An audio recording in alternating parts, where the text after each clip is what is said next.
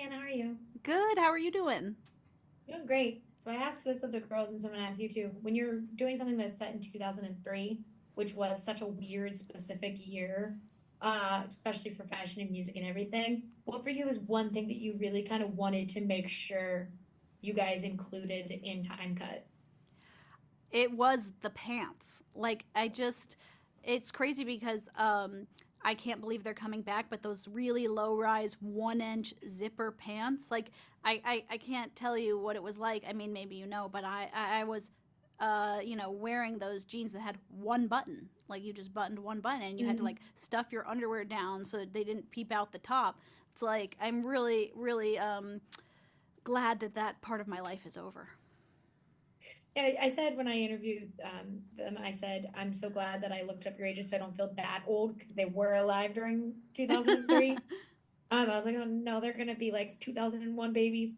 But when you have a movie like this that is so driven by sisterhood, and I said it's like a weird take on Back to the Future almost, where it's like you can't change the future, but you also like have the chance to fix something. What for you is the most fun of a story like that, where you have all these elements of, time travel movies that we love and to experience, but it's also a slasher with a serial killer thrown into this at its core story about two sisters. I mean, for me, what's amazing, and this is the brilliance of Michael Kennedy, who wrote the original script, is everyone understands the conundrum of the concept that if you could go back and save your sister from a serial killer, the sister you never met, but then realize that if you save her, you will not be born, what would you do? And Mm-hmm. like the I when I drove here for this press junket, my driver, I talked to her about the movie, and she said, "Well, what would you do?"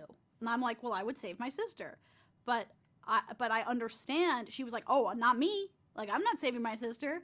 I'm gonna live." And I think that that's like the beauty of it is it's like discussion worthy. Like, what would you do?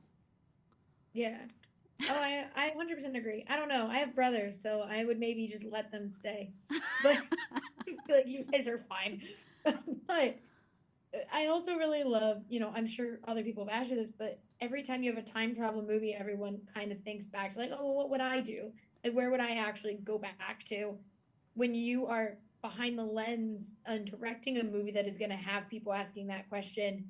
Do you let yourself think about like, well, what would happen with me? Or are you just kind of like, no, I have to focus on this movie because otherwise I'm going to start thinking of all the places I want to go instead. I think that one of the reasons I love directing is I always sort of put myself in the shoes of my characters and in the plot of the story. And this one, it's part of the reason that it was like so compelling to me to get the opportunity to direct it is like you said, the sisterhood angle and trying to figure out how do we decide who we are, how much are we in control of our future, and what would we sacrifice for the people we love. So I always think that when I'm asking myself the hard questions, then hopefully that gets translated, on screen, and the audience will ask those questions as well. Yeah. Uh, and for last question, what are you most excited about for audiences to get to see with Time Cut? Honestly, I am most excited about these two young women playing sisters. I think Madison Bailey and Antonia Gentry, sort of no one's seen them like this, and their chemistry is just so fire, and they're so believable as sisters and so fun. I can't wait for honestly like the dynamic duo to be in everyone's homes.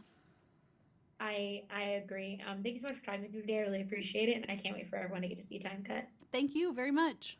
Thank you. Have a great one.